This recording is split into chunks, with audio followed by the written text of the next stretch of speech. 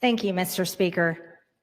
I proudly rise today in a bipartisan effort to release the Epstein files finally, after 5 administrations have covered it up.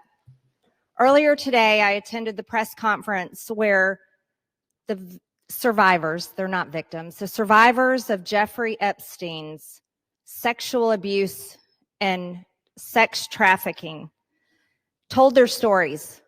And they told stories about how it started back in 1991, 1996, and they continued on through the decades. And they told stories about how they told someone and tried to get help. They told the FBI and they weren't listened to. And they told law enforcement and no one did anything. And these women don't just number a few.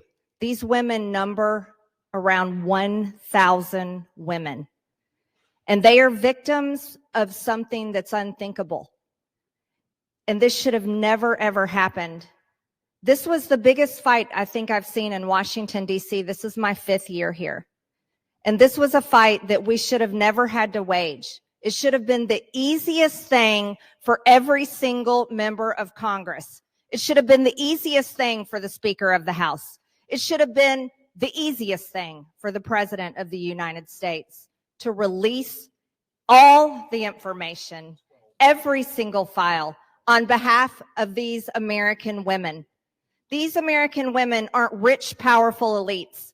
They do not have someone paying for their airline tickets or paying for their trips or paying for their expenses every time they try to do something to get this information out. These are your average Americans. And you want to know what the Epstein files represent? The cover-up represents to average Americans. It represents the failures of the federal government and Congress to the American people. And that is what people rose up about in 2024. They wanted and demanded transparency from their government and for Americans finally to be put first.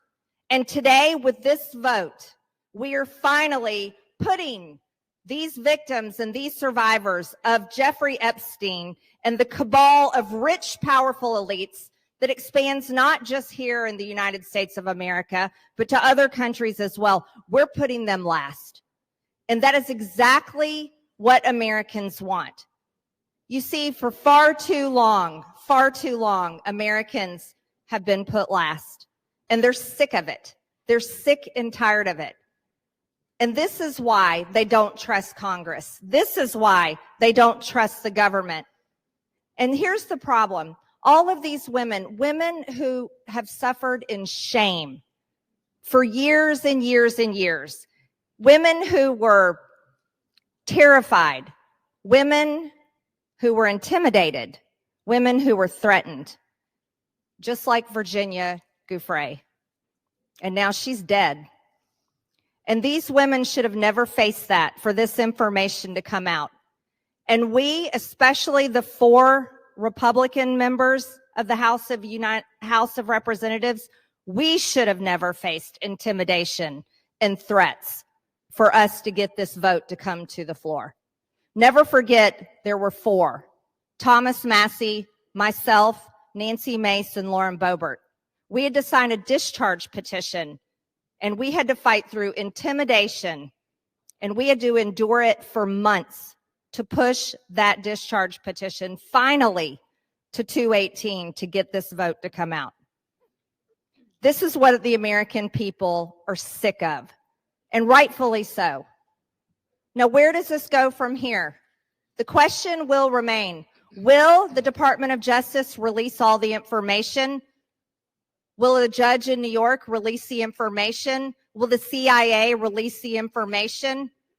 And will foreign governments release their information? Or will this continue after this vote today be a cover-up of the rich, powerful elites that bond together in sex and human trafficking abuse and all types of global business that enriches them but never serves Americans? The American people will know, and the victims, actually the survivors of Jeffrey Epstein, will know, because they know the list of names. And I remain dedicated to my promise to read those names here on the House floor if those women ever find them in a place that it needs to be done. I yield back to Mr. Gentlelady